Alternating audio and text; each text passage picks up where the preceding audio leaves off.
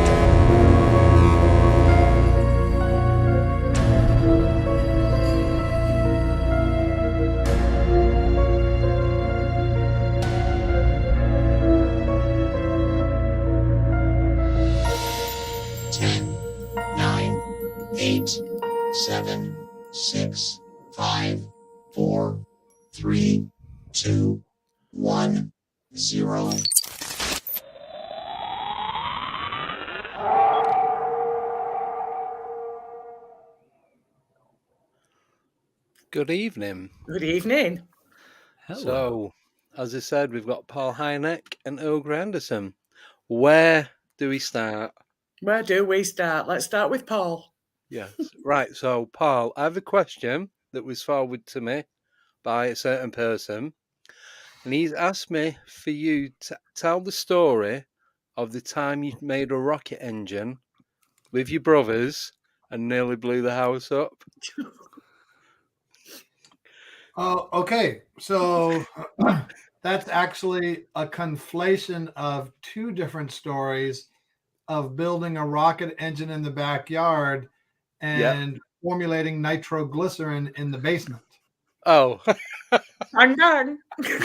which was a better option? Well, so the my brother built a jet engine in the backyard, and there's a picture of us where my mother and I, my little brother, are all looking in different directions when it's flaming magnificently in the backyard, because we called that kind of thing Tuesday. And the other incident, my brother Joel, who Earl knows, used a little subterfuge to obtain the ingredients for nitroglycerin and started putting it together in the basement, dropped some glycerin on the floor, put it back in, and then the whole concoction started bubbling over. So he thought it was going to blow up. So he and his friends run out of the basement into the backyard, leaving my mom, younger brother, and me blissfully unaware right above that in the kitchen. Ooh. Nice. Smashing. So no one got injured?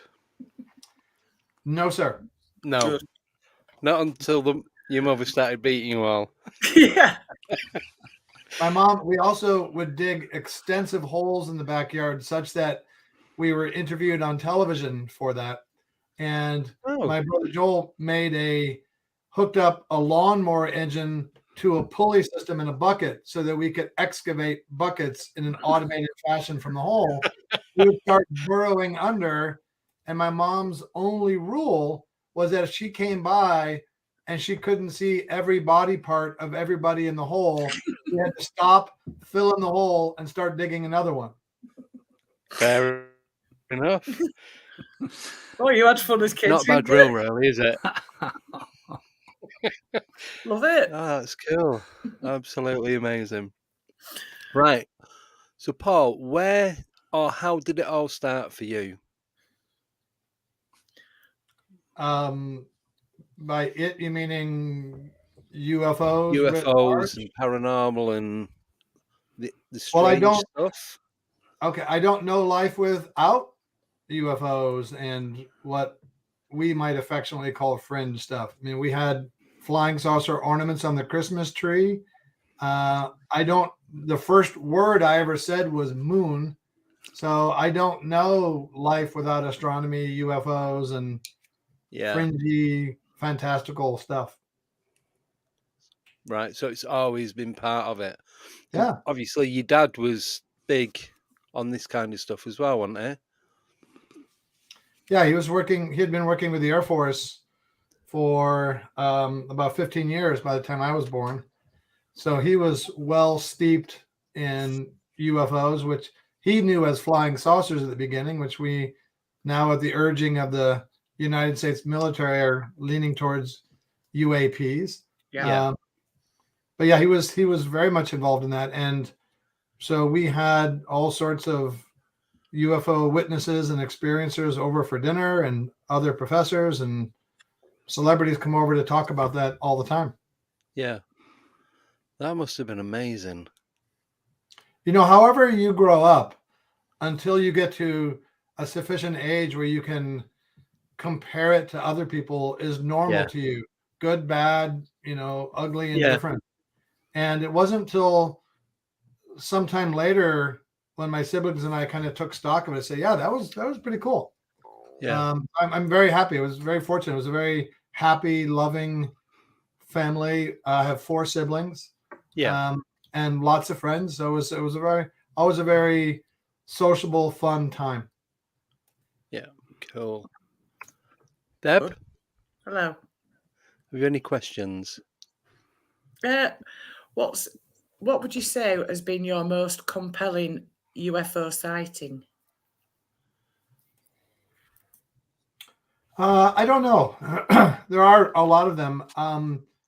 Like my father, I don't focus so much on this or that sighting, but sort of the accumulated weight of the data and, disclosures or statements made by like the Navy saying, hey, we see hundreds of UAPs. We don't know what to do. We could use help reporting them, and we're afraid for the safety of our aviators. Yeah. It's things like that really weigh more heavily on me. Each particular case, a lot of them stand the test of time, but they kind of vacillate with different pieces of new evidence that can sway it either way. The cases that stand out for me are won't be really any news to your viewers, I don't think. I don't know. If it's over there, we don't. Okay. Oh, you should mention some of the visitors, like you mentioned dinner with Travis Walton or the Reverend McGill. That's one of my favorite cases. I love that one. That's an international one. So Father Gill was a Anglican missionary priest in Papua New Guinea. It's a pretty well-known sighting in 1959. And one of the interesting things about that case is there are hundreds of witnesses, different sightings along what seems to form a vector. And Father Gill and the New Guineans were actually waving to creatures that they saw on the craft who waved back. So it's a very interesting case. And, multiple witnesses. And Father Gill was a witness with high credibility. He was very smart, is actually doing trigonometric calculations to determine the distance and size. And my father found him to be very compelling, and he came to dinner at our house maybe 10 years later for an ecumenical religious conference. Right. He wasn't on a book tour, anything like that. He was there for as part of his job, and he came to Chicago and he came to dinner at our house. Well, if you're some type of experiencer and you come to the Hynek house for dinner and we feed you, you're probably going to have to talk about that. So he did. He wasn't like overly anxious to do that, but that was the quid pro quo, so to speak. So he did. And I'd already learned from my father at the time some of the, not techniques, but sort of approaches he would use when talking to a witness and, to sort of evaluate him. And I went through that sort of checklist very quickly. Here's a very intelligent man, comfortable in his skin, who I could see from my father was remarkably consistent over the years with his account. Lots of eyewitness corroborations, had nothing to gain, indeed much to lose from having reported this and maintaining his account over the years. And just all in all, just such a credible witness. And from my father, I learned that that's one of the most important aspects that he looked at in a case, more so than what may or may not have happened, was just how the sort of gestalt feeling he got from the witness or witnesses. Yeah. Cool. Yeah. So what was it like when you met Travis Walton? Can't speak. What was it like when you met Travis Walton? I'm presuming it was after his encounter. Yeah. I think the first time was probably about 2 or 3 years after that. I also found that Travis had a lot of credibility. He continues to be troubled by the incident to this date. Also troubled by Fire in the Sky movie that came out. And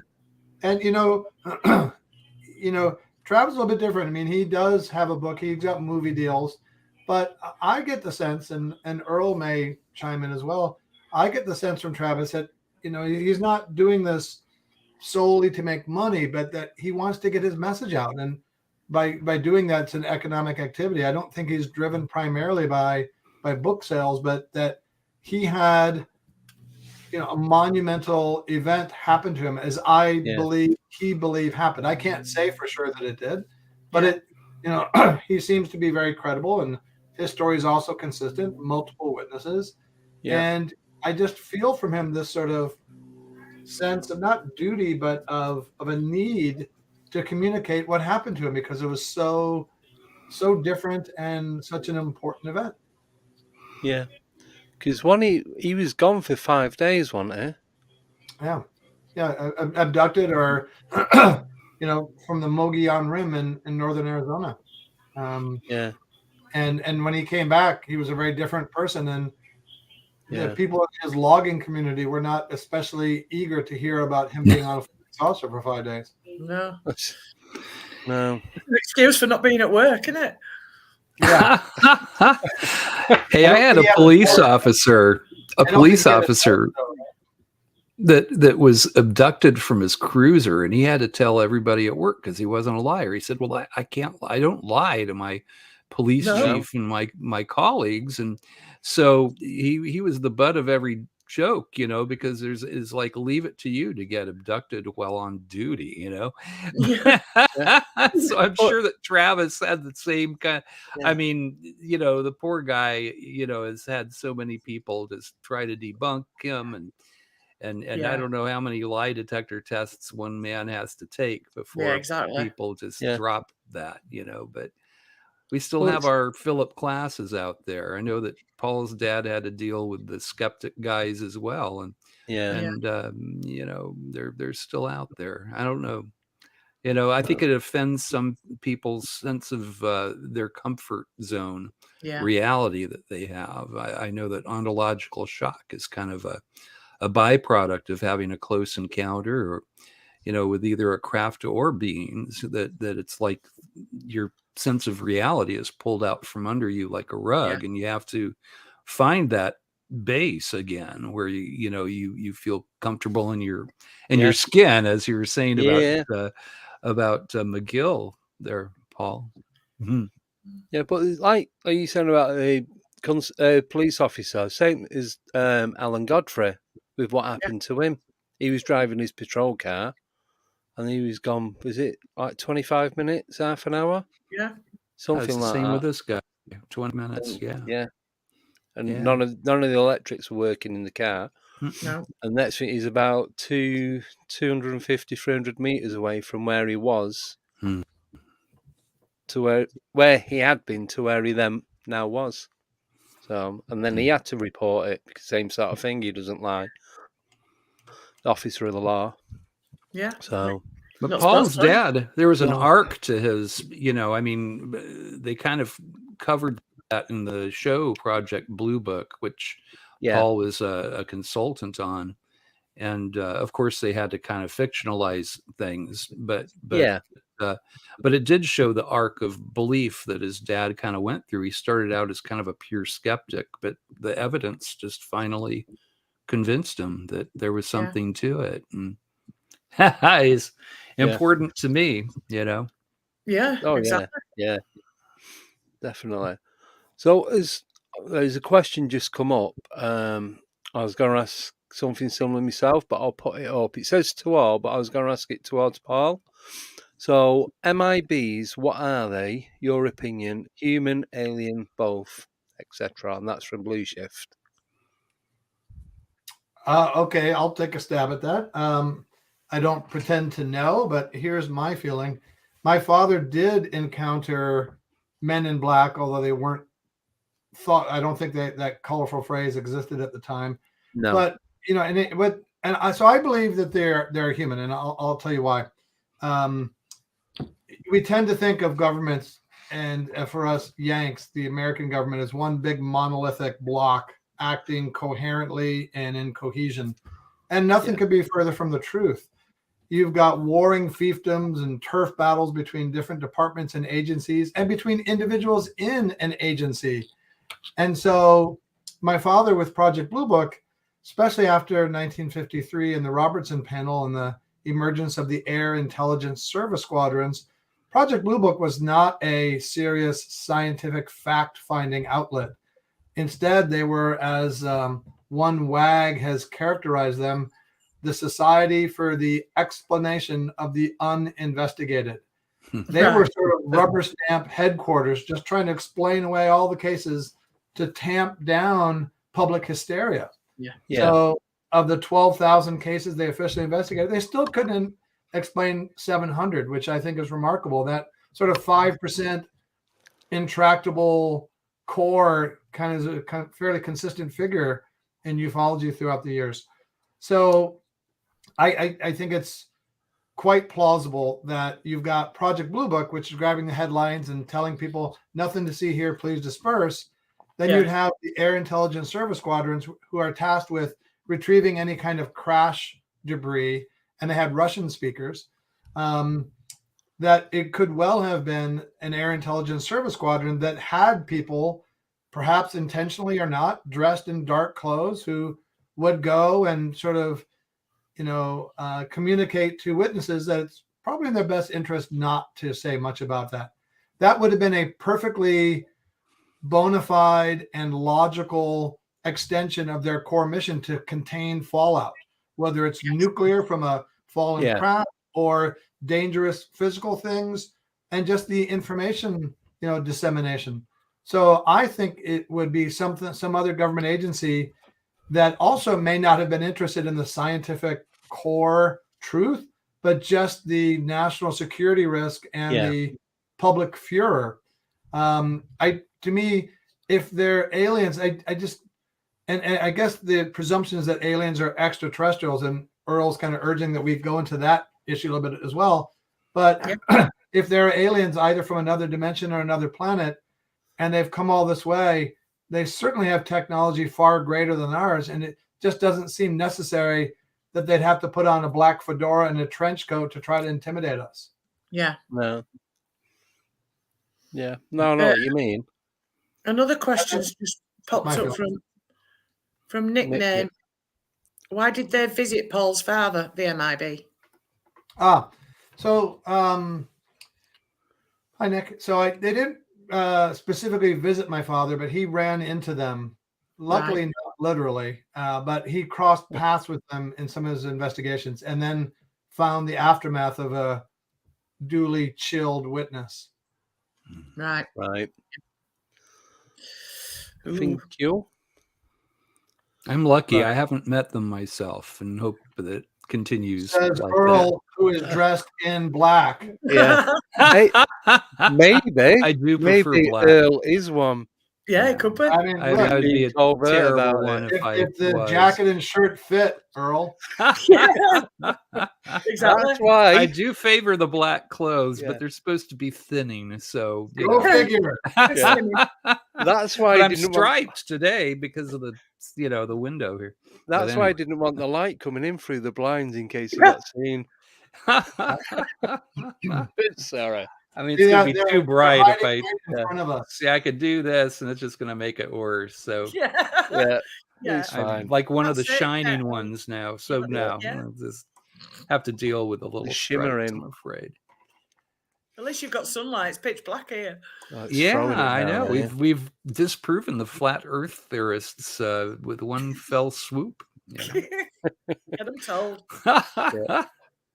Right. Let's see if we can find another question, because we know Paul's only got an hour. Yeah, we've got 5 questions that we can put forward. Yeah. You Another guys one have from active nickname. viewership. That's pretty cool. Yeah. Yeah. Another one from nickname. Can we ask Paul if his father had seen an UFOs paranormal before the Air Force Blue Book days? So we give a little bit of framing. My father was an astrophysicist, but he also had decidedly spiritual leanings, Rosicrucian, etc. Oh, yeah. So, and my siblings and my mom were all kind of the same way, that the universe has a lot of unexplained aspects, and we don't rule things out. So, although, as Earl mentioned, my father had kind of a character arc from a skeptic, not to a believer, because I don't think scientists traffic with the word belief so much, but as an acceptor of the evidence. He didn't, it wasn't that he wanted to squash all UFO reports because they didn't comport with his cherished notions of what science was. He always wanted, from the age of a kid, to like take a flashlight to the edges of science and push the boundaries of accepted knowledge out further. Yeah. He thought of himself as sort of like an arbiter of the noise level. And he saw, after Blue Book, I know that's not the question here, but after Blue Book, he saw a couple things in the sky, and took a picture of one from an airplane, but he didn't, he was a single witness, and he didn't place a whole lot much more stock in himself than anybody else. And also, I think that he and me now, it's not so much about what he saw or not. He's sort of the referee. And it's actually more comfortable. I've never seen what I would consider a UFO or have been abducted. And I've had DMT experiences, but I think it's maybe more useful to me for whatever role I can fill in partially filling my father's shoes, that not about what I've seen, but about sort of the value I can add to the field by helping MUFON and CUFOS and other groups share data and coming up with a protocol that experiencers can use to demonstrate the objective reality of their experiences, etc. So I don't know that my father saw anything. And I know that you mentioned also paranormal. He didn't not believe in this kind of stuff. And indeed, he took me to the Harold Sherman ESP conference 3 years in a row when I was a kid.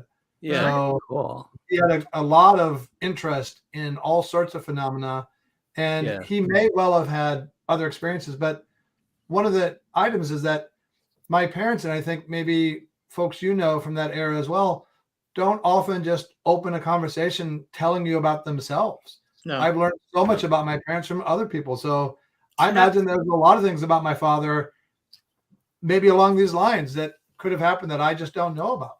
Yeah. So going back to what you said, tell us about the DMT experience then.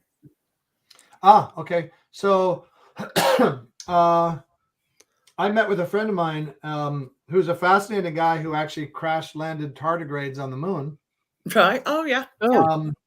Who knew about my dad and asked me, hey, what did your dad think about UFOs, where they came from? And I said, well, extraterrestrial is a little bit sloppy, but interdimensional seems to answer the questions of how they could find us and why they would care. They said, you need to read a book called Alien Information Theory. I said, Alien Information Theory, sexiest book title ever. So yes, I will read that. And so a couple hours later, from the Kismet department, I met another new friend at that same restaurant. He was talking about what he does, and he happened to mention that he is a facilitator for DMT experiences. What? Can I hijack the conversation and talk about that? He goes, oh, apparently the universe has already guided us there. So for those who don't know, DMT is sort of the big brother to ayahuasca. It's the most powerful psychedelic known to man. And so he asked me if I wanted to do some that day because he had some with him. I said, well, I can't. I'm going on vacation tomorrow, but how about in a couple of weeks? And we did. And I may or may not have done other psychedelic drugs in my, especially my long hair history. I may even have a picture here somewhere. Oh, God. This may or may not be me in bygone days. May or may not. Was that the during photo? Yeah. So I did it. I did DMT, and the first time I did it, I felt transported, as many others do, to another realm. And I asked the question. I didn't see entities. I felt it was mostly feminine, and I think any kind of spectrum, like good or bad, male or female, doesn't make a lot of sense, but it felt more feminine, that it was sort of nurturing, which I associate with femininity. And I asked the question, are you what we perceive, or first, excuse me, hello, thank you. Are you what we perceive to be the intelligence behind UFOs and aliens? And I felt like millions of miles of nerves and synapses rumbling, and the answer came down, we can't explain in a way that you would understand. Right. It wasn't like condescending or a trite answer. And I thought to myself, well, I understand no, so I think I'm onto something here. So I've done it more times, and I plan to keep doing it because I'm not at all sure that the underlying core reality of things that we put in different buckets of UFOs or ghosts or psychedelics or anything else are necessarily different from each other. No. It's a very short period of, I've forgotten the word now, like psychedelic, what is it in it? It's about 20 minutes, something. DMT is typically about like 12 to 15 minutes. It's called the businessman's drug. Right. Although while I was doing it, your sense of time is completely destroyed. They were playing a song called Devi Prayer, and I was living between the beats of the music, between grief and gratitude. Right. Wow. Yeah. I'd love to do it, but I won't want to be on my own doing it. Yeah. No. Have you need a honestly, co-pilot. have you done it on your own? Have you took it while it's just been you? No, I've been very fortunate. The second gentleman I met that day, he's been my facilitator, and I've done it with him each time. Right. Yeah. Cool. Yeah. I think it's good because you unlike other psychedelics, you do feel you're essentially unconscious in your surroundings, and you feel like you're transported. So I think it's better because you're not able to respond to anything that might happen in your environment. Yeah. But you can remember everything afterwards. No, I put it this way. It's like, imagine if you're in a planetarium and there are 1,000 TV monitors. Right. How much of that can you actually input? Yeah. And then of that, I think I only remembered 0.01% of that. And yet that tiny shard of that tiny sliver was still one of the most transcendental experiences I've ever had. Yeah. Exciting. It sure is. Right. There's another question from UFO Joe. Question to Paul. Did your father's work ever affect the family? Hello, UFO Joe. I get that question a lot. Like, were we teased as kids and things like that? And the answer is not at all. I don't know. I've met a lot of people, and people have introduced my father to them. And I don't typically come up to somebody and say, hey, my dad was kind of a big deal for UFOs, to use that one movie line I like so much. But friends of mine will introduce me and say, oh, Paul's dad did this. And I've seen the whole gamut of responses from, oh, okay, whatever, to, oh my God, I read his books and all that. I'm not aware of any negative impact. There could have been some people that didn't say to me, but when I was a kid, my father was well known in Chicago for being a professor at Northwestern. Yeah. And so we had camera crews and things like that over all the time. And the UFOs was just sort of an extension because he had that underlying credibility of being a rocket scientist. Yeah. I didn't, and same with my siblings. We're not aware of any negative blowback. The only impact to your question, UFO Joe, was positive. My friends thought it was super cool. That I met Spielberg during the filming of Close Encounters. My dad was in New Guinea or something like that, or on the TV show. Yeah. Yeah. Wow. Thank you. Yes, thank you. Can I ask one quick question? Do you know where the name Project Blue Book come from? Earl might. I don't know, but when I talked to Lieutenant Colonel Robert Friend, who was the last Air Force director of Project Blue Book, he said the fact that it had two words, Blue Book, separate from Project Grudge and Project Sign, its two predecessors, was an indication to people in the military that it was less classified than having a one-word name. Right. That's all I know. Right. Yeah. Earl may know more. I don't know. They say that, over at Wright-Patterson Air Base, apparently the room that they kept all of the debris from crash retrievals and apparently even bodies and things like that was known as the Blue Room. In fact, it's well known that Barry Goldwater he sent a request to be shown the Blue Room at Wright-Pat to who was it? To General I'm sorry, I'm getting old. But anyway, he was sternly told, curiosity is not need to know. Don't ever ask me that again. LeMay, it was LeMay who wrote him back and told him that. Do you have a copy of that letter, Earl? I'd love to see any of that correspondence. I'll find it for you, Paul. I think I've got it. I think I've got a copy somewhere. Yeah. But it's cool. It's a well-known story. I mean, need to know.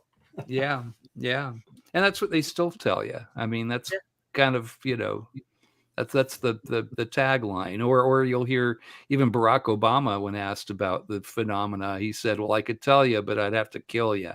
I've had a couple guys from Lockheed use that line on me. So I think there's certain standard responses, and that's one of them. Curiosity is not need to know. No. Yeah. The Project Grudge. I mean, they're being very telling just in the title of that. They had a grudge against it. And, they certainly weren't trying to prove that it was a real phenomena. They were trying to tamp it down. Yeah. Right. Next question. So this is from Johnny Appleseed. In Paul and Earl's opinion, Hat case has heaviest evidence available. Is that I'm not sure what that means. What case has the best evidence case available? Has the best evidence? There we go. Yeah. Right. What evidence? I've been trying to work that out for the last 5 minutes. Somebody was trying to get me to translate some reptilian language earlier. So nice. Hat case has the best evidence available. Yeah. I'll refer to Earl, as he's got a more encyclopedic knowledge of case lore. Well, I think the best evidential case is probably the Tic Tac, which happened over here off of Catalina Island. I mean, the deeper that they dig into that whole incident, the more comes out. And I'm friends with Kevin Day, who is the strike force commander at the radar desk, and it affected all those people. Again, their lives were changed by that incident. Yeah. Kevin had a form of PTSD from that whole thing, and he's doing better now, but it took him, since 2004 before he felt comfortable with what happened. And it was a lot deeper. I mean, there was apparently some sort of reality shift that happened on that deck, because according to Kevin, at one point, the CO was running around with his arms waving in the air, and they wanted to fire at this thing. They wanted to shoot ordnance at it. And he said a second later, the guy wasn't even on the deck, and everybody was calm, and it was almost like there was a reality shift that happened. Something very strange happened there. I don't think Kevin understands it, but the story is deeper than that which has been put out to the public even. But we know that the Tic Tac object itself was going at Mach 18, making 90-degree turns.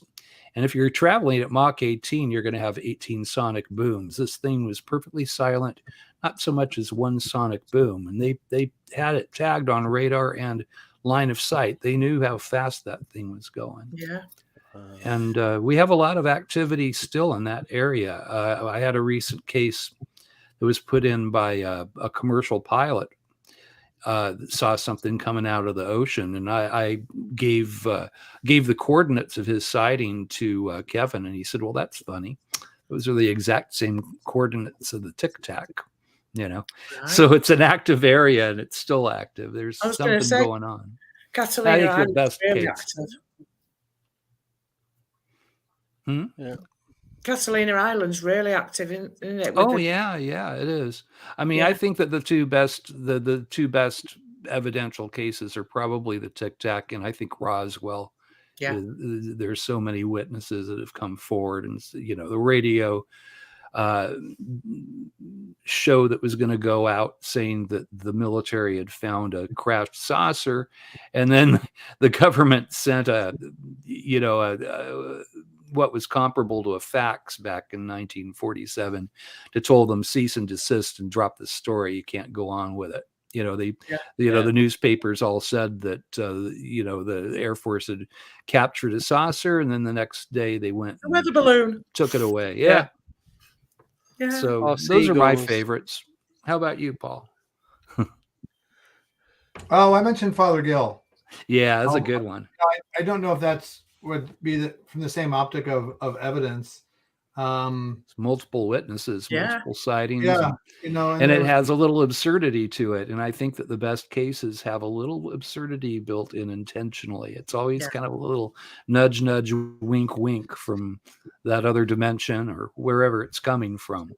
The best cases have a little eye wink in them, I've noticed. Yeah, definitely. We're showing you, but just a little bit, sort of thing. Right, next question from Rick Allen. What do the guests believe the purpose of the UFOs are?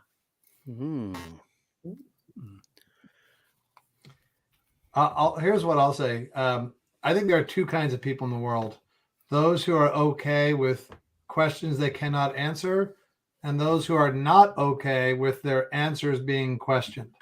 Yeah. I think a lot of people who don't, quote, believe in UFOs get stuck because they're not comfortable saying, there really is a bona fide phenomenon here. We have the military saying, yes, these things exist.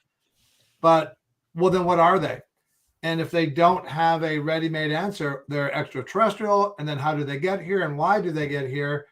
They will just say, no, since I don't know where they're from or what they're doing, I can't sort of lean into this and accept the idea of the phenomena.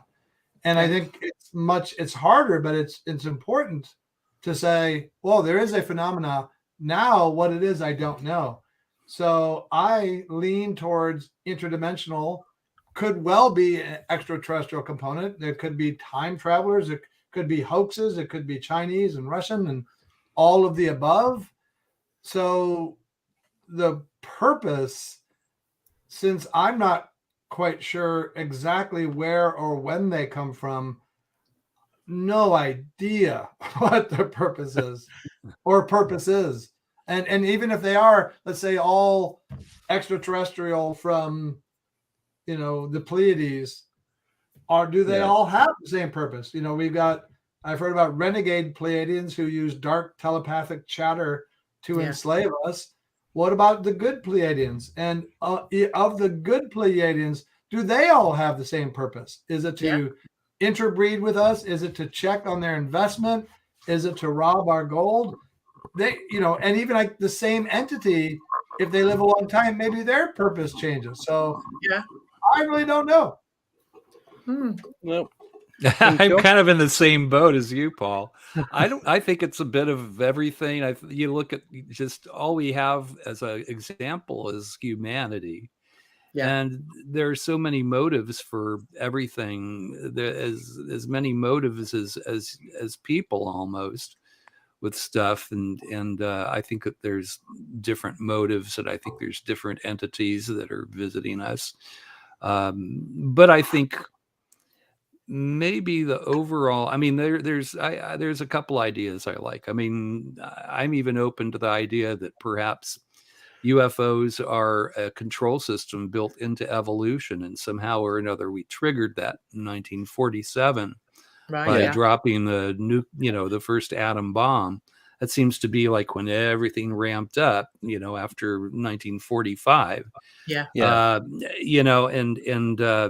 I wonder if perhaps we might have triggered something sort of like the monolith in Arthur Clarke's 2001. Which was almost like a burglar alarm. Oh, they're ready to meet you, now. They're on the moon, or you need to intercede now. They're playing with fire now and could destroy themselves. And that may be what kind of triggered the ramping up. But I think the phenomena has always been here.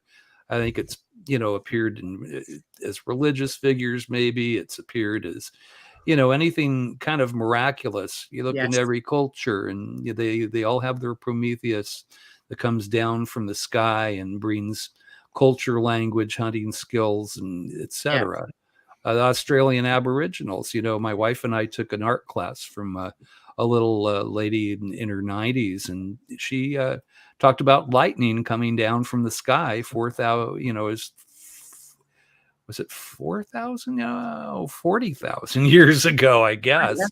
It's the oldest petroglyphs, and they show this guy coming down from the sky bringing fire. It's written on caves and in Uluru, the Red Center, and it's the same petroglyphs that we see in the Mesoamericas and elsewhere. So I think it's been ongoing. It's probably always been here with us. And is it dimensional? I kind of lean that way too. I like Jacques Vallée's stuff a lot. I tend to take Vallée very seriously. Who is a good friend of Paul's dad. Ooh. And of me. And you. I know you've gotten to hang out with Jacques. I guess I can say we almost had him as a speaker for the next symposium, and then his doctor said no. He's got his asthma is too bad, and his doctor is afraid for him if he gets COVID, So that he put the kibosh to it. But I was so thrilled. Close. I wanted to meet Jacques. Earl, maybe we could do something remote. I could talk to him remotely. I would love to do that sometime. Yeah. I would love to meet Jacques. He's my hero, other than your dad, and Jacques still with us. I mean, I ponied up for a special edition of his Begonia book that was signed, because it was signed and numbered, and the only other book I really have of that is your dad's UFO, book. That isn't signed, unfortunately, but it's a nice copy. Cool. Good to have these things. Definitely. Right, another question from Michelle. Do you both, well, I'll direct it to both of you. Do you think our governments are working with aliens? Paul first. Oh, all right. I don't know. I'll say that I'm not convinced that our governments have smoking gun secrets of crafts and or alien bodies, much less that they are communicating with any kind of galactic federation or individual rogue aliens, be they from another dimension, another planet. So I don't know. Those, there's a lot of evidence to suggest that, but those secrets are very hard to keep. And I would have thought we'd have sort of more leaks and disclosures to indicate that by now. Yeah. What about you, Earl? I think that I like the word you used, rogues. I think that there may be some rogues that possibly are working with our government, but I don't think that it's a great number of them. I think that, but I think that that's probably a thing. Do I think that we are working with reptilians, Alex Jones style, that, no. That's rubbish. As far as everything that I've seen, nothing sounds true about that, and it leads to the QAnon type mindset that's very kind of destructive for humans. But I think that there may be some contact, but I don't think that it's major. There's a lot of it. I think there may be rogues though that have gotten a hold of them. I sometimes think it may be interdimensional from another planet in another dimension. I mean, I've talked with a couple people and brought that up. That would explain why Valiant Thor said he was from Venus. Because nobody came from Venus in this solar system. But maybe if they came from another dimension, it maybe is a jungle planet and paradise there. I don't know. I mean, I try to keep an open mind about this stuff. It seems to have served me well, so I keep doing that, but I just try not to let my brain fall out in the process. But I mean, it's what Paul was saying about his dad taking a flashlight to the very edge of the sciences, and that's where the interesting stuff is in the fuzzy areas. Pushing the boundaries, isn't it? Yeah, if you showed this little device to Leonardo da Vinci, he would think it was paranormal and witchcraft, and no, it's just high tech. We have gotten that far, and these guys may be thousands or millions of years ahead of us. So it seems like magic. Da Vinci's a man that painted UFOs into his picture, wasn't he? Mm-hmm. Yeah. Yes. A lot of that. He did. Yeah. Right. Ask the Vatican about some of their paintings that they've got. Are they the ones that are locked away that nobody can see? Yeah, they have an extensive library at the Vatican. I've been told by a couple of people. Diana, the Vatican has also come out and said that they believe there is life elsewhere. Not specifically that life has visited us, but I think it's very interesting that they are forward-looking enough to not want to get caught flat-footed again, like in Galileo's time, by coming out and saying, yes, our faith is not at all inconsistent with the idea of extraterrestrial life in the universe. It's smart. Yeah. Right. Next question. Paul's not got long on here now, so I'll do the one for Paul first. So this one's from Joe Weeks. Was Paul or his dad ever abducted? Hi, Joe. That you know of? Not that I know of. I've abducted him to get a beer before, but that's about it. That's Earl abducted. Yeah, Earl abducted. I like that. Hey. Thank you. Sorry, I'm just looking for the next one. So this is from Nickname, and she's asking, what's your top Project Blue Book case? So direct it to Paul first. Top blue book case, maybe Socorro, New Mexico, Lonnie Zamora. Yeah. Earl mentioned about a policeman on duty. So 1964, and this was a case that Jacques said was very significant for my father. And I actually went to Socorro with Jacques many years later to take a look at the sighting or at the site. It's a policeman, a hard scrabble, blue collar, literally blue collar policeman on duty, seeing a kind of craft on the ground and some creatures around it, and it took off. There were other witnesses, very unshakable, solid, salt of the earth type of witness who really had very little to gain by making this report public. And Jacques said that was one of the cases that made my father more comfortable to opine about and speak publicly about cases with creatures as opposed to some kind of craft that may have left some type of evidence. So I would say that one. Yeah. So quick question, I just thought of something. So was there any cases that you know of that made your dad want to push it more than any other? So something that he really got his heels dug into and wanted to pursue it?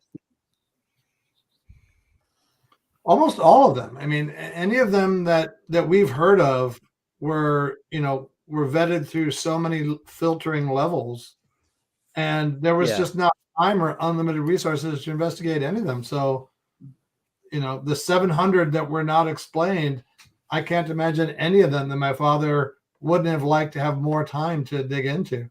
Yeah. Thank you. This one here from Rick. Do the guests believe that the religious eschatology, such as the rapture, are possibly UFO related? Wow. Oh man, I hope that eschatology hasn't escaped the boundaries of Earth. But I mean, I answer this from a slightly different point of view. A lot of people wonder if visitors, wherever they're from, are evil and hostile and want to take us over. If they were, we would know it, right? We wouldn't be wondering about why they're here. So they're at best neutral, or at worst, they are neutral to us. So if they were coming here with some type of rapturous plans, what's taking them so long? They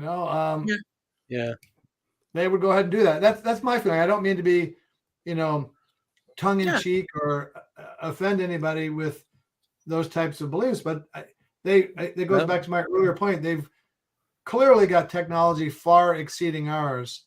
And so, I mean, I guess you could make a case that, like people talk about disclosure from the government, that they're doing an editorial schedule and priming the narrative and things like that. That could be the case, but I just don't know.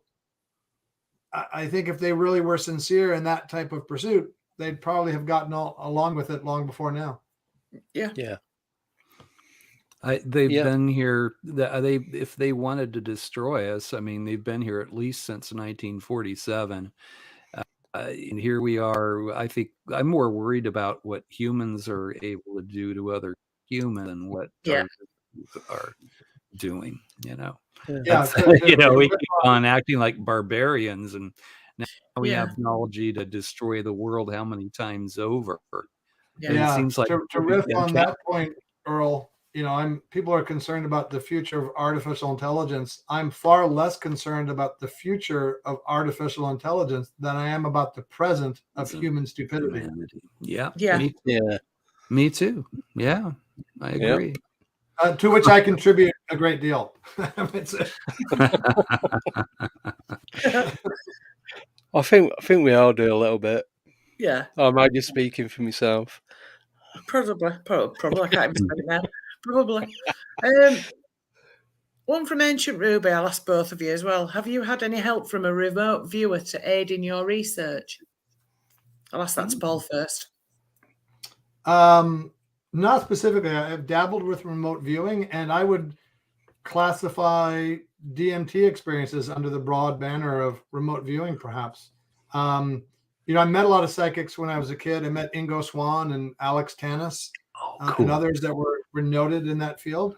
And my parents, not just my father, but my mother, talked to hypnotists and others for help along those lines. So I think that type of activity is really quite valuable and can provide. And one of the things about that is that, with so many of UFO and other experiences, they just happen. And, often the visitors don't have the courtesy to ask, is this a good time? They just come. And so you're not controlling when that happens, but with remote viewing, you are.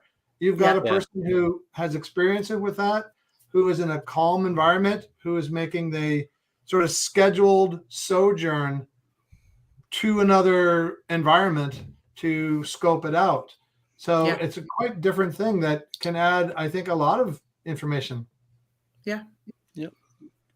Thank you. Yeah, I'm working on a current case, and I'm thinking of bringing a remote viewer in to figure out what was, and because it happened in the 1970s, but the whole family was involved. The father apparently worked.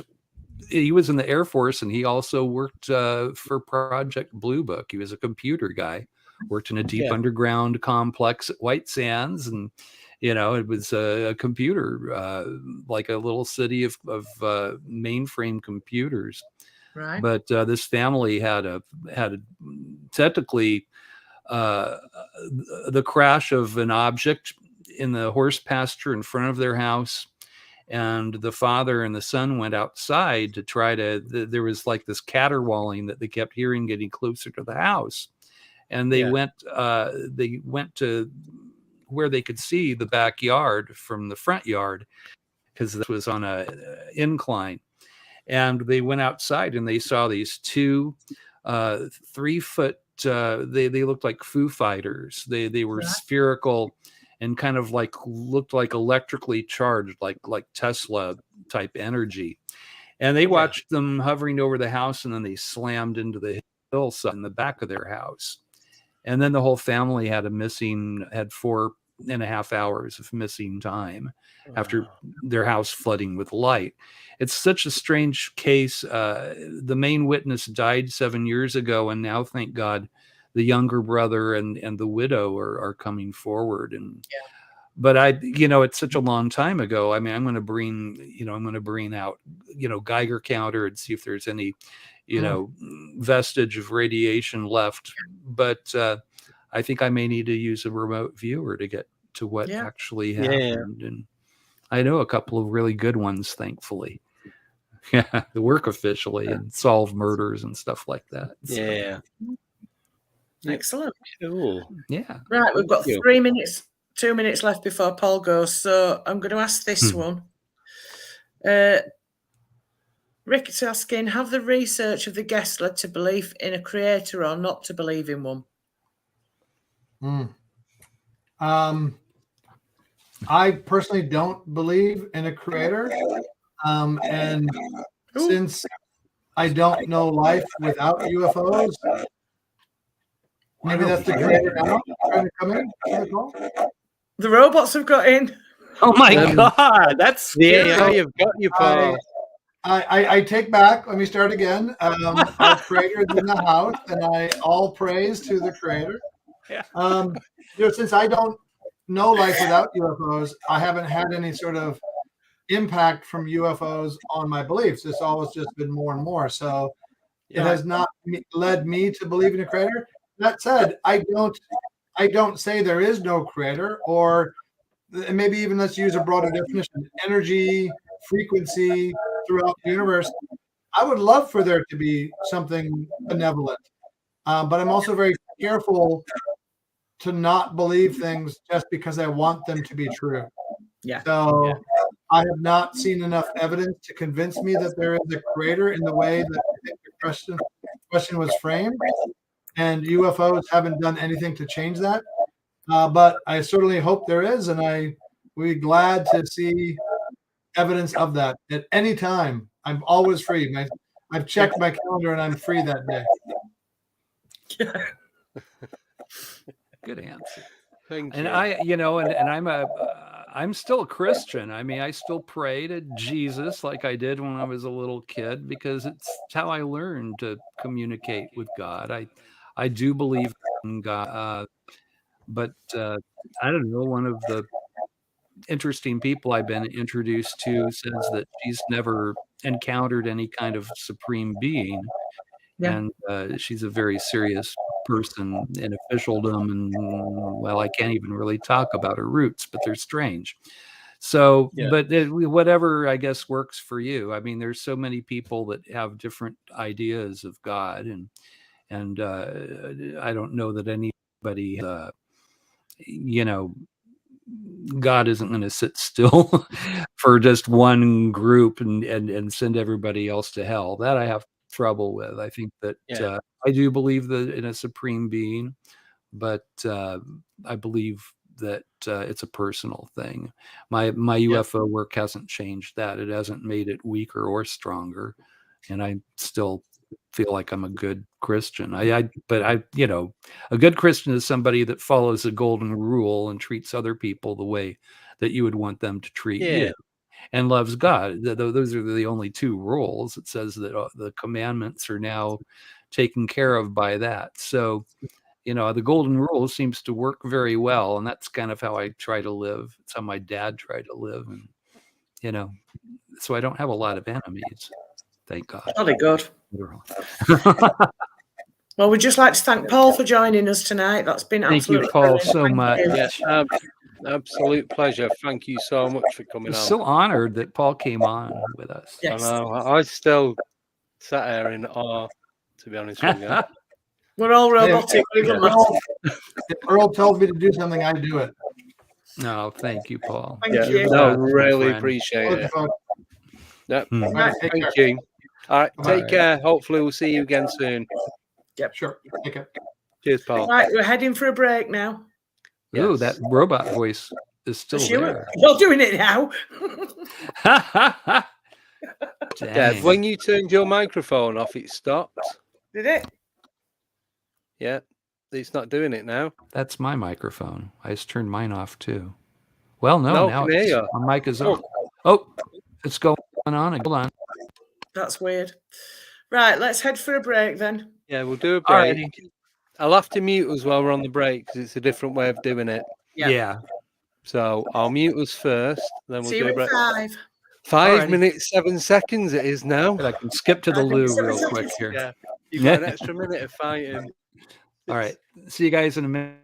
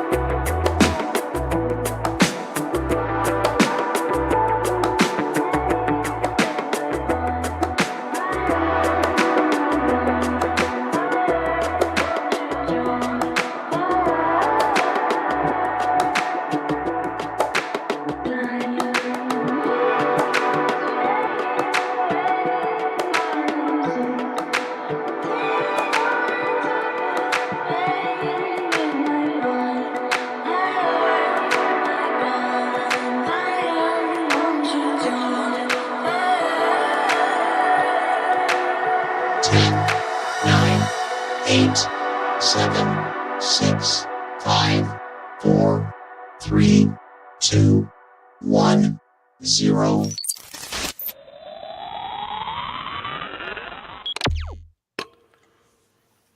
And we're back. Hello. Oh, Ooh, we've got quite an echo. hello. Yeah, it seems to be still a bit robotic. Yeah, Well, maybe do you you want want to use headphones, I think. No, I think it's Deb. Deb, do you want to go out and come back in? No, is it me? Right, hang on. Yeah, mute your mic. No. Okay. That's a lot clearer now, isn't it? Yeah, I think it's coming from Yeah, we'll just carry on without her. It's fine, don't worry. No, she'll come back. She'll come back. It'll be all right. Okay, all right. So, well, right. Paul is. I'm so happy that he honored us by showing up to do this today. Yeah, thank you. He doesn't do a lot of podcasts. I don't know if he does any podcasts. So, it's always a pleasure to hang out with Paul. And yeah, well, I didn't know he knew Ingo Swann. Jeez, I love Ingo Swann. Read everything. Well, when you sent me his email address, and I messaged him I messaged him that time. He did say he'd love to come on, but he was finding the time to do it because there's a few conferences and that he had going on, and that was about mid-August. So he's a busy guy. He's very busy. He still teaches. He's a professor at Pepperdine College here, and he's still working media stuff. And you know, the AI thing is very. He's very vocal about that. You know, Paul's a futurist. If you're familiar with Ray Kurzweil's book, The Singularity, about how humans are going to change over the next few decades. Paul's very involved in all of that. Oh, right. And I mean, humanity is going to change. We have to. We have to evolve, and that's if there's any core reason why I think that this phenomena has ramped up to such a fever pitch. It's because humanity needs to, I think, go beyond their barbaric tendencies. The two major, the way people react to new information or something they're unfamiliar with is fight or flight. That's the normal human reaction, and I think we have to get beyond that. I mean, if we're prejudiced against other humans because of skin color, or they're from another country, or philosophy, what are we going to do if we meet something that doesn't look like us at all? And if people are, afraid of other humans because of their differences, imagine if we, start having real communication with another intelligence. I think that we have to get beyond that. And I think that it's a part of evolution that has to happen. And it is happening. It's happening, and just the show of power that we saw from the Tic Tac incident itself, that they had the pilots that they sent out, Dave Fravor and those guys. They had a not only longitude and latitude recon point, they call it a cap point, where they're going to meet after the mission, right? 70 miles away, east of Catalina Island. And not only latitude and longitude, but also elevation where their jets would meet. So the Tic Tac, when it took off after playing cat and mouse with them for a while, it took off into the distance and they didn't see it. And so David Fravor said speed at arc point was not in the computer system. They had to the only people that had that cap point memorized were the pilots themselves. And they received a radio call from the Princeton, I believe, where they said, well, don't look now, guys, but the UAP is waiting for you at your cap point, 70 miles away. The same latitude, longitude, and elevation is where they were going to meet up for their little safe recon. So, you know, as far as I can see, I mean, we're being told that this is intelligence that's higher than our own, thousands of years ahead of us at very least. I know the scientists over at SCU that Rich Hoffman had independently researched the Tic Tac incident. One of the guys, he believed that they were using black hole technology for propulsion, that it was giving off gamma rays. They were able to monitor this. Right. And the only thing that can do that, emit gamma rays, is a pulsar or a black hole. So he believed that they were actually using a mini black hole, which creates a gravity, and then the Tic Tac object would fall into that. And that is how it would travel at Mach 18. And it's just also strange. It's something impossible for us or other countries that are on the same level as us to do right now. It's 4,000 years ahead of us. It's a number that they crunched for the technology that we saw on display back there, east of Catalina Island when they encountered this thing. So, it's something's going on. It's purposeful. And if they wanted to destroy us, we'd be having this conversation right now. They would have already destroyed us. Yeah. Right, we'll work through the questions from the top now. I think Nickname's been taking drugs, unless you know something about this. Question for Earl, has he ever been served a pancake from a UFO? He's mentioning one of my favorite cases, and I didn't, but that's probably my favorite Blue Book case, was the Eagle River UFO, where this guy he saw a flying saucer by this river, and they the hatch opened up, and there were two humanoid ETs in kind of silver flight suits, and they had this hibachi like thing, and they gave him a pitcher and asked him for pure water. So he went and he got pure water. He filled this pitcher up for them, and they proceeded to make what turned out to be like buckwheat pancakes. And they handed them over for him to nosh on, I guess. Excellent. I know. I guess they thought he was a little peckish or something. So that's just food. I know. I don't know if they served it on an alien plate but anyway, it towards him. So I did understand Nickname's question, and I like it. That's a very good case. Do you know what would have been good? If it was floating toward it, every time he went to get a bite, it moved away, and they got him on the ship by dangling the carrot or dangling the pancake, however you want to look at it. Well, they would just have to put a free beer sign out front. And that would have had that effect. This way. Yeah. Guinness. This way. Yes, Guinness. There you go. We're back to talking about Guinness again. We were doing that off camera a while ago. Yeah. It's good for you. It's the commercial. I have like a little plaque from the turn of the century that's the oldest commercial, and it says Guinness, it's good for you. Wow. I love that thing. Yeah. Keeping hold of it or keeping on to it. Any other burning questions out there? Yeah. We've got a few burning questions. Yes. Oh, okay. Bring them on. This one from Blue Shift. For Earl, what's the latest UFO shape? Good question. You guys are on top of it. Boy, we have a lot of triangle UFO sightings. Now, I have reason to believe that those might be our UFOs, or at least the ones that look like they came out of a factory.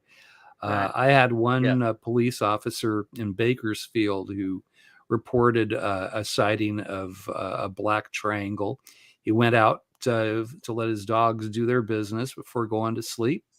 And there hovering, he was at the end of a cul-de-sac that happened to be on the end of the Bakersfield airport flight path.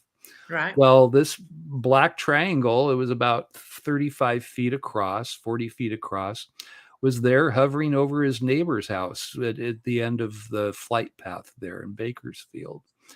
He said that he was able to see there was like piping and this indentation looked like hydraulics or something. It looked like something that looked like air vents that were, and you don't really hear, when people see alien craft like a flying saucer. I've got plenty of cases like that. Yeah. There's no external piping seen. There's no, it doesn't look like the spaceships in Star Wars. They all have kind of a very smooth, sort of came out of a mold look, and usually they're glowing by their own. It's not so much. You'll have lights spinning around sometimes, which I think are for another reason, but the ships themselves have a glow to them. The black triangles don't. They're flat black. I had somebody see one just last week in San Diego, coming home late from a band practice. She's in a band out there. And she said that she apologized to her lead guitar player because he has an alien tattoo, and she was just making fun of it before she left.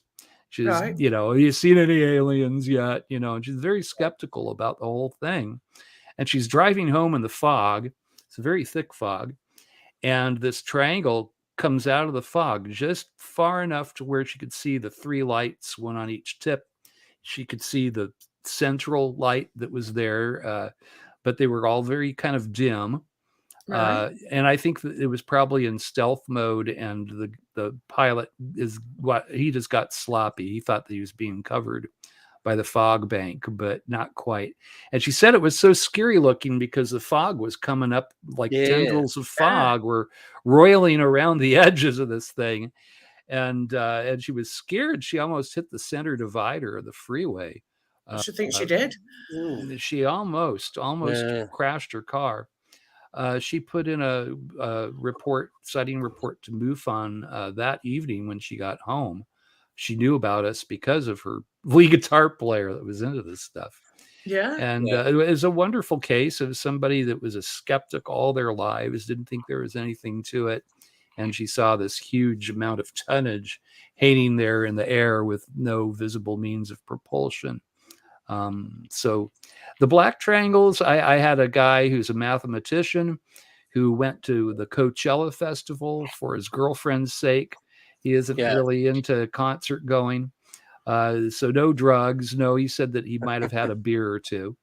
And he saw a black triangle hovering over the concert, like it just flew over the outdoor stage. And he said, and then it was gone. He said it just took off like a whip. It was out of there. I've had aerospace engineers put in reports over by Plant 42 in Palmdale in the high desert here. That's where Lockheed Skunk Works is located. Yes. I have a report out in Port Hueneme, Point Mugu area in Ventura. That's where another Lockheed Skunk Works facility is. People see them Edwards. There seems to be this flight path through the high desert, and anyway, they're seen so commonly here. And I usually, sometimes I'll give those cases to my teammates. I try not to take all the good cases from myself. I've had my chance at that, right? I've got my 65 unknowns out of the 800 and some cases that I've investigated, which is right in that area that Hynek, he said that 5 to 7% of cases were interesting. Yeah, that's the number I get. And we get lots of drone sightings, we get lots of balloon sightings, but 5 to 7% are bona fide unknowns. And I'm a hard guy to please as far I don't hand out unknown classifications like they were, chips, like crisps.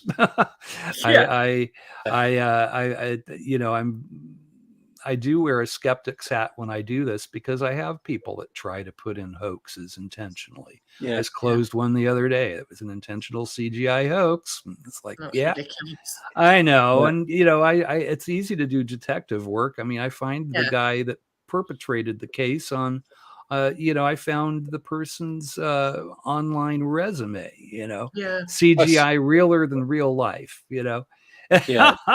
So I'm real careful. Yeah, but but we've definitely, the black triangles have been a lot of sightings recently. Also, skullcraft, especially out in the Pacific Ocean. We see them coming out of the water, doing a little crossways dance sometimes, and then shooting off out of the atmosphere. As far as I know, we can't do that, especially because usually they're like 300 feet across and glowing. This recent one was glowing golden. Wow. It was a commercial pilot that put that report in, and his wife and his brother-in-law. I spoke with all three independently. Yeah. So 3 sets of eyes on this thing. And so that those are pretty popular, and I don't think those are ours at all. I don't think that we have that technology to go to the ocean, into the air, and into outer space. I don't think we can do that yet. So I'm still getting my head around Mach 18. I mean, you must be mush. Well, it should have made 18 sonic booms. I mean, it's impossible for it not to. They must be, carrying around their own physics with them somehow. Yeah, got to be surrounded by something. Surrounded by. I think that may be something that they do. I think that perhaps they bring their own physics along with them, and they've learned how to. Yeah. We do sometimes see what looks like a little field around craft. Yes. Yeah. And that's probably what it is. And when people are visited or they're abducted, the same thing happens. The house will get very, very ultra quiet, like a studio quiet room. And time starts acting funny. It seems all stretched out. And that's without doing DMT too. Yeah. It just, it seems to be something that they can do. Anyway, those are probably the 2 most popular ones I see. And then we see flying saucers still, which I really hope to see. And V-shaped craft. We sometimes call them boomerangs, but I think I usually call them the flying Vs. It's also the name of a Gibson guitar that Jimi Hendrix was fond of. But we have a lot of sightings where they're V-shaped and then they have lights on the underside. I had a recent case with a clinical psychologist, her adult son, and her MD husband. I had to be very, very careful and not let their information out because it could have ruined their work. But that was MUFON's Case of the Year in 2021. They had me do a little presentation at the symposium about it. Yeah. And I try to stay in touch with all these people. It's funny, and that one led to a spate of abductions, by the way, with the mom. Right. Oh, What? Just the mom? Mm-hmm. Yeah, wow. the dad would be paralyzed, so he would be in the bedroom and not able to do anything. And he's a medical doctor. And then the wife would be taken, and then they would find her in another room with her clothes rearranged, or sometimes, once she had 2 areas on the back of her neck that were bloody, where it looked like some kind of samples were taken, scoop mark stuff. And apparently the entities that she remembers are a mantis, is huge, like a giant praying mantis. Yeah. that'll wake you up. Yeah, and the little gray guys. She saw the little gray guys that are kind of like Santa's elves.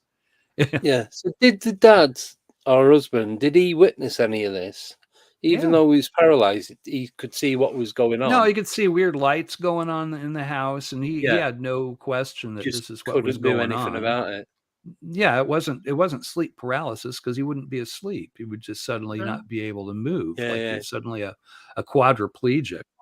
I've talked a little bit about this when I was on last. My wife and I had an experience, and I know what it's like to have that paralyzation take place, and it's scary.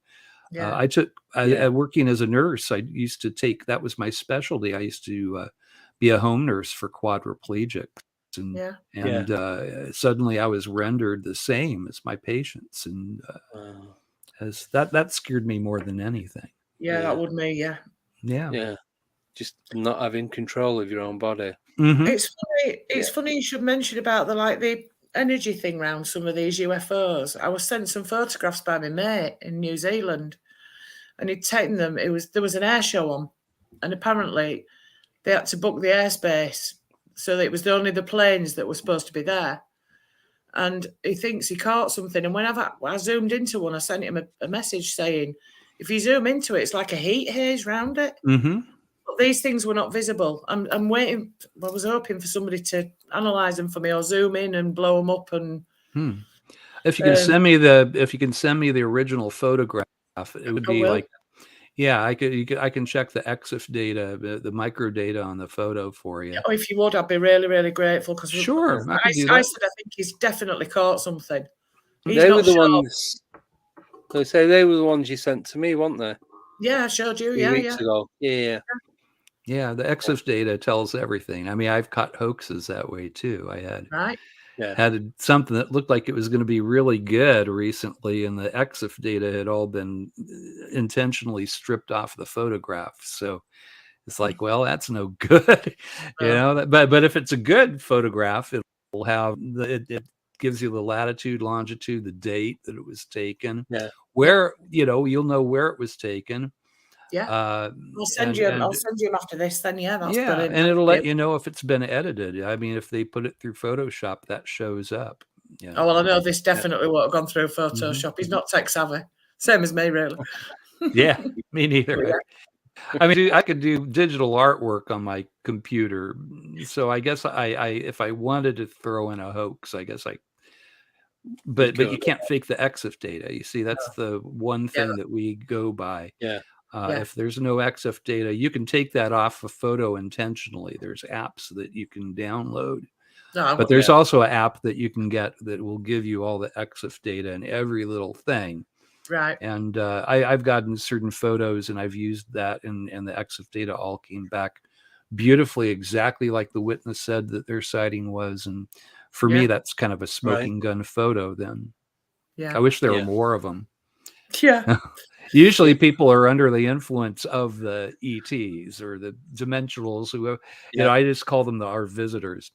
And I think that they have a psychological effect on a person when you're in their presence, or in the presence, a close range to a UFO.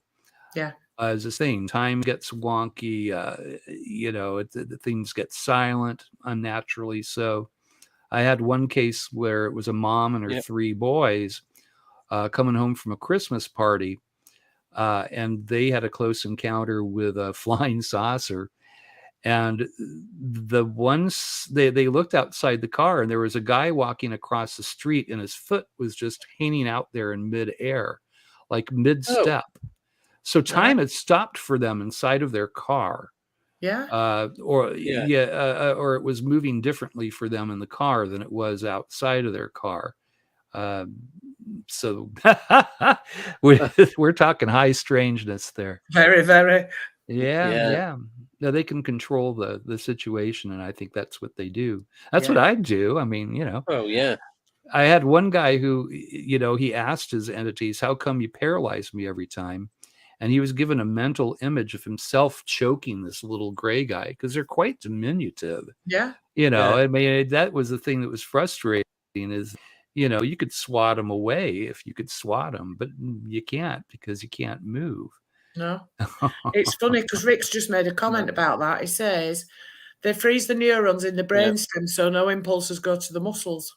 Yeah, I think that's but that's not all, because I couldn't yell or scream either. I could move my eyes, and that was it.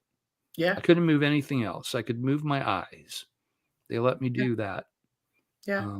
But everything else, my mouth, I couldn't yell. The first thing I did after they had been gone for a little while and I could move was yell and scream. Yeah, my wife was not thrilled about it. Her whole thing was, oh my God, you're hanging out with these UFO people, and is this what I have to look forward to, And but then she had an experience a couple nights later, so thank God. I mean, not thank God that they got her too, but at least she knows that I'm not insane. I didn't have a mental breakdown or anything. Yeah, that's good. Yeah. Right, there's a question from Ancient Ruby. Sure. Do you think disclosure will come for personally? I don't yet. Would love to hear your thoughts. I think that we are doing disclosure right now as we speak. I mean, this is how it is done, I think. I mean, the government has come forward and they've told us that, officialdom has told us that there are UFOs, that they don't understand them. They don't, and I think that some of that they're playing dumb in public. They have to, because if you look at the way that they treated the town of Roswell after all of that stuff happened, it was more or less it was like a police state for a few days. They're not supposed to do that, and they Mac Brazel that was the caretaker of the ranch where the debris field was. I mean, they took him into custody, for God's sake. And I don't think they had a warrant. They didn't have any charges against the man, but they treated him like a criminal. Yeah. So I don't think officialdom is going to be real quick to tell us the full story, because there's too many questionable things that they did in the past. But they're letting us do this. I haven't been asked to sign any NDs or anything, NDAs, and I do have officials that talk with me on a pretty regular basis, and sometimes only stuff that I'm kind of, can you say that? Are you supposed to tell me that? So they're certainly aware of what's going on, but I don't think there'll be and who would they get to disclose? I mean, if they had the president do it, well, if Trump had done it, half the country would have laughed at him and wouldn't have believed it. And if they had Biden do it, they would say that he was, they'd finally lost his marbles. They would say, I mean, that's kind of, I mean, that we live in a very divided country and world right now, for that matter. So who would you get to disclose this information? Who does everybody trust now? I mean, the QAnon guys were going after, some of our most, Tom, Forrest Gump. I mean, you can't. And the one time they were saying, well, that might be the guy that everybody trusts. We don't have a Walter Cronkite anymore, and we don't have a Churchill. We don't have one person that can go and where everybody is going to believe it, and half the world is going to think, oh, it's a false flag, or it's this or that. So I think that the way it has to happen is what we're doing right now, and it seems to be effective.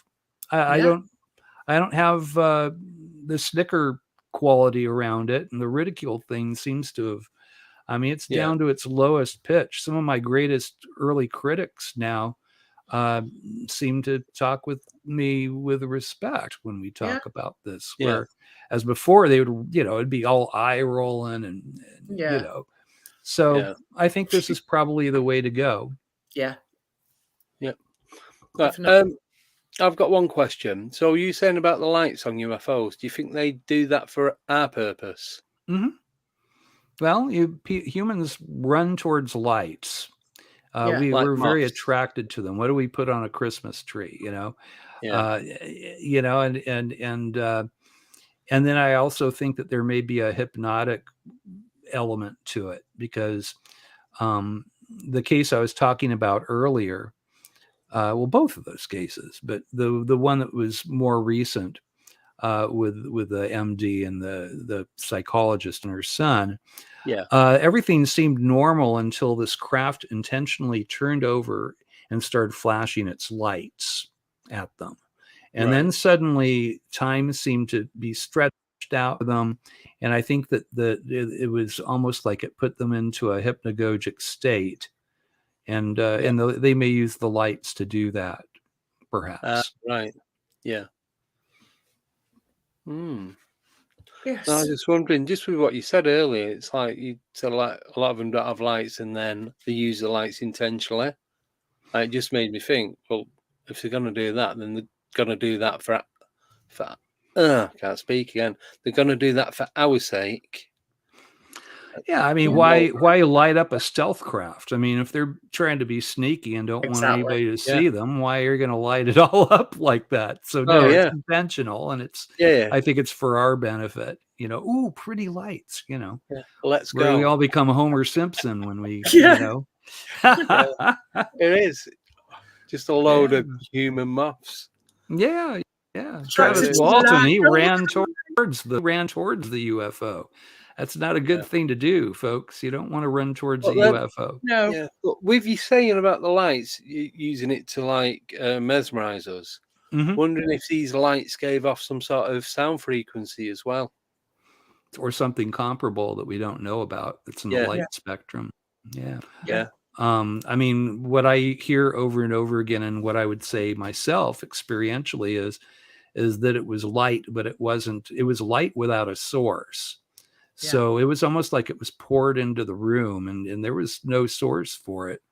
It wasn't coming from the window. It wasn't coming from the opening that they came through. You know, I mean, it was its own thing. So it acts like light, but I think that it's something that we maybe don't have a term for yet.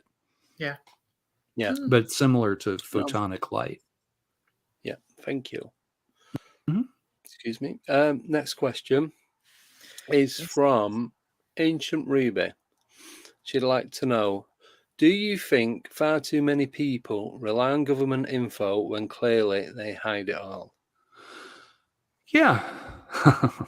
I think that the best way to investigate this phenomena, I mean, I need field investigators. I know MUFON, we have field investigators around the world. And if you go to MUFON.com and you click on Become a Field Investigator, it'll tell you the process. And we'll mentor people and we'll get you so that you know the difference between, you know, a cluster of Mylar balloons and a UFO.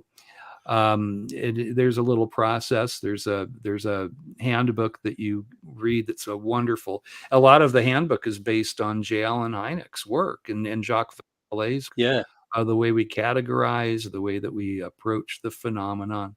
And it was written by a friend of mine originally, Ron Rieger, who worked for Aerojet. He worked for, you know, a couple of different aerospace companies. Very, very knowledgeable guy. Scientifically minded, and I highly recommend that. The way to find out about this is to investigate it yourself. And you know, the way I do it, I have like 8 people under me. I've got a NASA astrophysicist. I've got another retired astrophysicist, a police detective, an astronomy major at USB, and they all, but and with me, you know, I just had this great interest in my background in it, and background just as an amateur astronomer and somebody that's always been intrigued by outer space. It was like born in me. But the guys working under me have the paperwork, you know, behind it. But whatever you bring to the table, you know, everybody has their gifts, and this is when it all, you know, I read so many books on the subject and I had so many questions, and I didn't even really know. It was like there was a big question mark. Is this really real? You know, I mean, it was always this nagging thing in the back of my head. You know, it was like the skeptical thing. But I started investigating my own cases, and you start noticing markers in common with other cases. And the only way to do that is to get a few cases under your belt. You once you had a few people try to hoax you, you get so you can recognize that.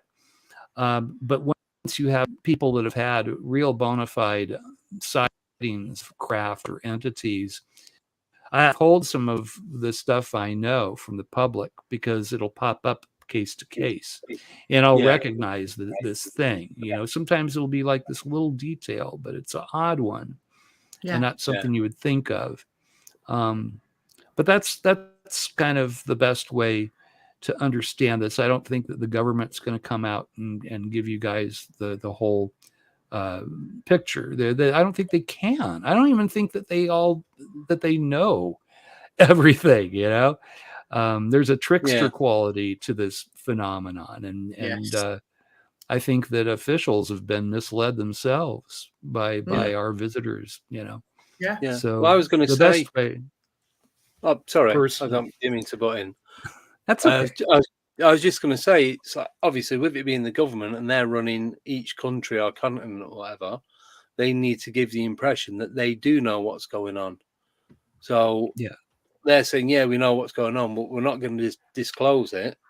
Is that their way of saying, well, we don't really know what's going on, so we're going to kind of like make it I think like some we do. of it is, yeah, I think that's some of it. I think that some of it is so odd that they're afraid to disclose because they're afraid they'd be laughed out of town, you know? Yeah. I mean, it's a very, very weird phenomena. I mean, I believe the Eagle River case with the pancakes is I think that really happened.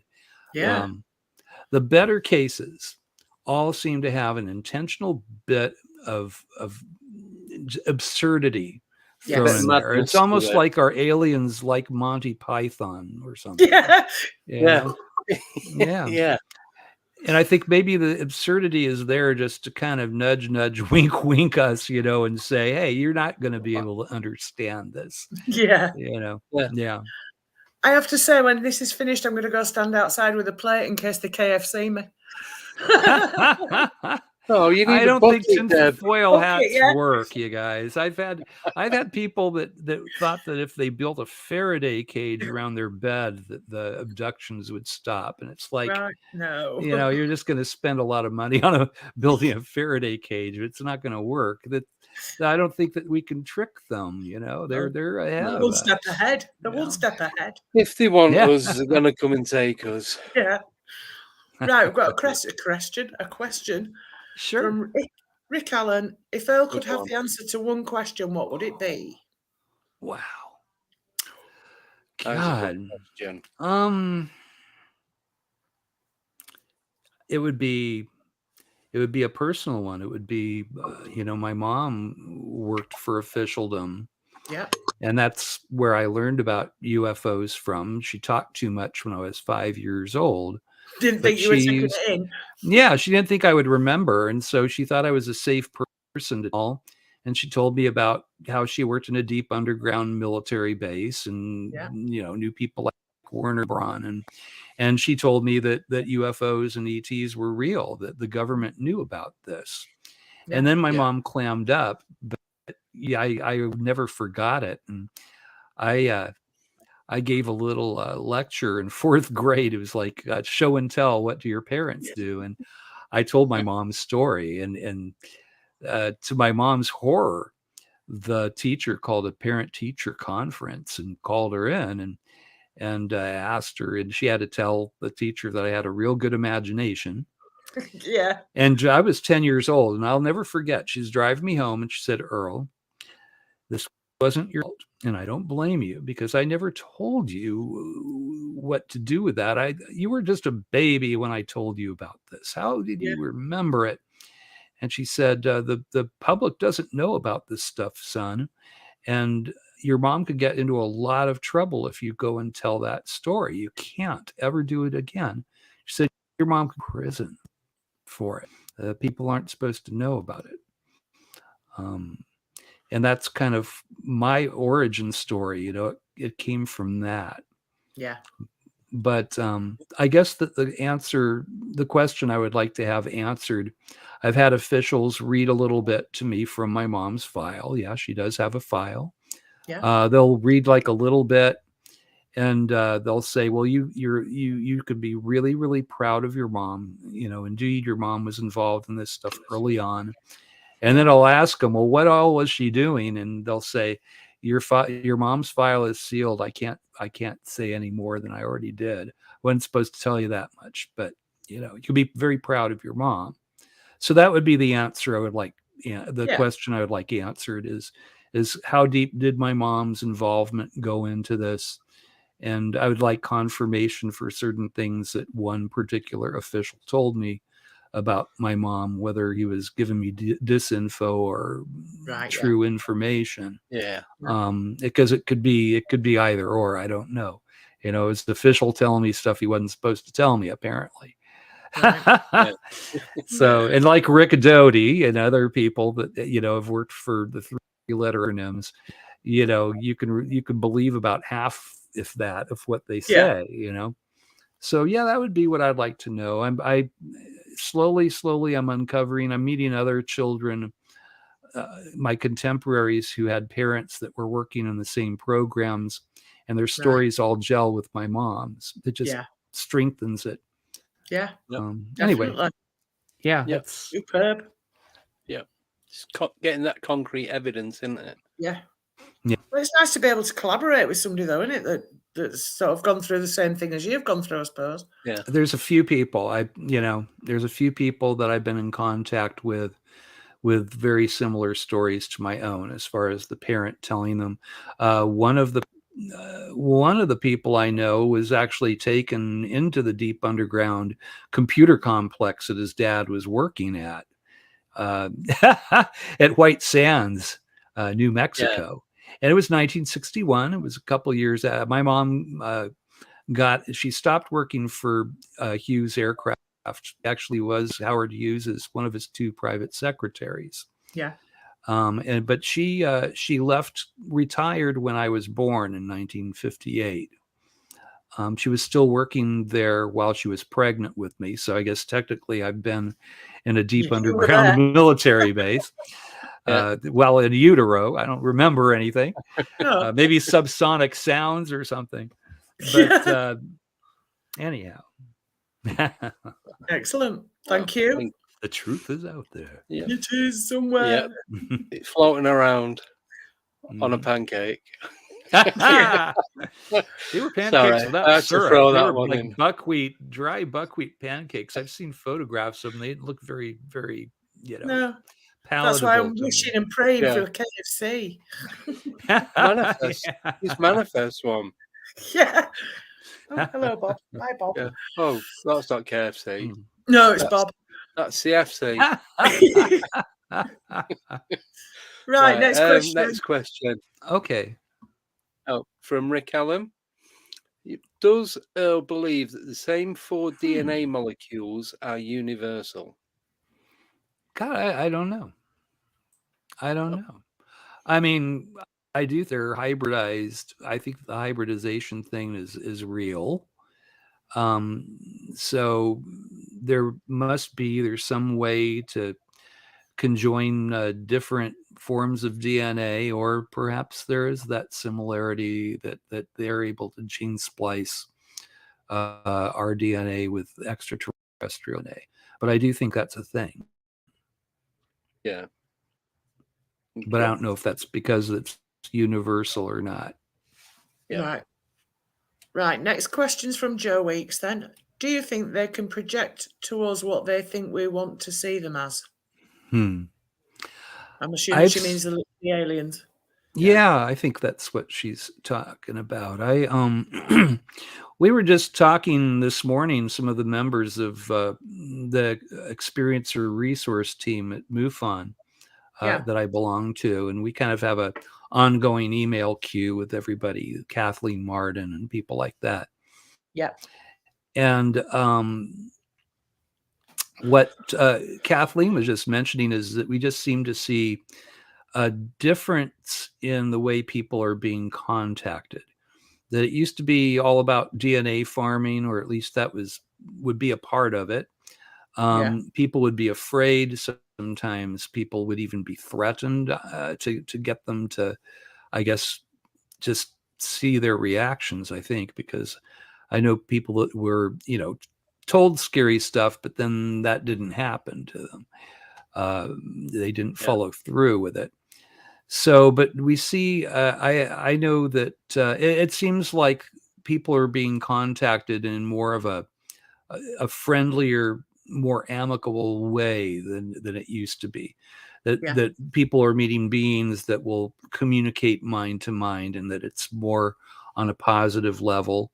That we will be warned against the same things that we've always been warned against: nuclear war, ecological disaster, the things that we can do to ourselves. That I think that there is a concern out there in the greater cosmos about whether we're going to survive ourselves or not. Yeah. But it seems like contact episodes are friendlier than they used to be. That's just something that we've seen a trend of the last couple of years. And the DNA farming seems to have been it doesn't really happen anymore. Nope. I very, very seldom hear about somebody having their ovum taken or their semen taken, or, it seems to, I think that whatever they were gathering that, farming that for, mission accomplished. They're off to something else now. Yeah. Right, this question, this is the last one, is from Mike Wright. What does Earl think about the inner Earth theory for UFOs? You guys are all over the map. This is fun. Yeah, I know. I think there might be some truth to there being underground colonies of aliens, and maybe they evolved here alongside of us, and we just don't know. But I know that, I mean, we're certainly interested in hiding underground and underwater, so why wouldn't they be? Yeah. As far as the Earth being hollow and there being another world inside of it, I don't really go that far. But I think that there is probably such a thing as caves being used and underground facilities. That's how you hide. That's how you hide. Yeah. You know, I hear like inside of mountains sometimes, which Shasta is one we hear about a lot. Yeah. Yeah. I saw something on that the other day on YouTube. That's interesting. Disappeared into the mountain. You're like, where's that gone? Yeah. Right. Just before we go, I've just been sent a picture that I think everyone's going to appreciate. Right. So you ready? Yeah. 3, 2, 1. Bing. Ah, there he is, Joe Simonton. It doesn't look very palatable. See, well, they cooked it a little too much, maybe. I'm kind of Chad. Looks a bit coral-like. Yeah. Well, I think that's like it bubbled the batter. But apparently that's extraterrestrial food. So it's just such an odd case. Yeah, I love it, and I know that Hynek loved it too. I don't know if he totally believed the case, but I know he loved that case. But Father McGill, I mess his name up sometimes. That's a wonderful case. Paul didn't go into it too much, but they saw these beings on top of the UFO. There was like a little banister that went around the top of the saucer-shaped UFO. And it was almost like they were having a little cocktail party up there. And they were waving at the people, and they were waving back. They were humanoid looking. It was just like the deck of the cruise ship. Yeah. And maybe they were tourists. They could have been. They might have been They might have been tourists. I mean, that sounds crazy, but we do having that. Day tour of Earth or something. It's a great case. Did that, bit of a thingy question, but did the guy taste any of the pancake? Apparently, he said that they were buckwheat and they weren't very good. Yeah. I think maybe they gave him 4 and he kept 3 of them. You might have ate 3 and just kept that one. It's just the weirdest case, but I love it because it's so strange. I mean, I like that. It's one of them that you just couldn't make up, could you? Really? No, it's just too absurd. It's just it's too out there. If you're going to make something up, you wouldn't have such absurdity in it. But it's just again, it's like a wink, from the universe. I love that, and I mean, I look for that in cases, and I will tell you, I mean, the wonderful cases all seem to have a little bit of absurdity in them. It's intentional, I think. It's maybe just to say, you think you know science. Let's, I think of Monty Python a lot, I mean, it just seems just absurd like that, So they have a sense of humor, I think, and that's a good sign. Humor, I've heard, is the scientist and science fiction writer Larry Niven. He once wrote in a book of essays that he believed that humor was a stifled war cry, that when you laugh, it's like it's like a war cry, and then you turn it back on yourself and you realize I do this same kind of stupid stuff, and you have that connection, and then ha ha ha, it goes from arg to ha ha ha. And if that's what our visitors are doing, then I'd say that's a wonderful sign if they relate to us in some level, And I think they do. I think intelligence has a common central core to it. We're all connected. I'd agree with that. 100%. Right. That brings us to an end. It does. Thank you. Fabulous night. What a fun show. I love doing it. Thank you You're yet again for coming on. All right. Anytime, you guys. At least you don't have to sing and play the guitar this time. Sure. No, but we'll have you doing that next time. Yeah. All right. I could do that. They'll have you jumping through hoops and playing the piano. I can play piano. I'm terrible on piano. The one-man band. Yeah. Excellent. So it's been all right, you guys. Amazing. And thank you again for getting Paul on. It's my pleasure. Well. That was really fun for me. So. Right. So, one quick one for Deborah. Here we go.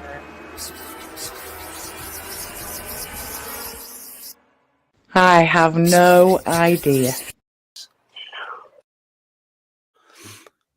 Oh, I do. Go on. It's just me and you. I knew she'd get it wrong. No, it's me and you. And I think I saw her screenshot, but the camera's not on. It's me and you. She has to unmute the microphone. But I see Deborah all the time on social media. Yes, for buddies, so she's nothing better to guys, do. No, I am not clearly. So who's on with us, Deborah? Me and you. And Bob. Can't get the staff, Earl. Just can't do it. In my diary, on my calendar that I never look at, it says me and you. I didn't change it. Ellie's coming on as well. Oh, yeah. Yeah, Ellie, yeah. So she's a girl that comes out investigating with me. Great, yeah. So I'm doing a live investigation. So very cool. When are you doing that? That's on Friday. So we're going to be talking about what we've done over the last few months and then what we've got coming up in the new year. Yeah. Fun. So it's just more of a kick back and look back and chit chat. Yeah. Just a bit if you want me on ever, just nudge me. I'm there. I enjoy hanging out with you guys. So I've just had an idea. No way up. Yeah. We'll talk about it. Now, Earl. Yeah, we'll talk about it after we end. Okay. Is that all right? Sure. Don't want to give too much away. Yes. No. Right. Yes. So on that note then, gonna love you and leave you, and we will see you on Friday at we will. When I get this ready. At 7:30. It's 7:30? Yes. Yeah. Don't even know what day it was then. So right, I'm gonna take us off while the video plays. All right. And then, thanks again, you guys. And thanks for everybody for listening and watching. So, enjoyed it. Thank you, everyone. See you on Friday. You two don't go anywhere. I'm just going to take us off the screen while I play the video. Yeah, so no worries. Have a great 46 hours, and we'll see you then. See you then. Bye, everybody.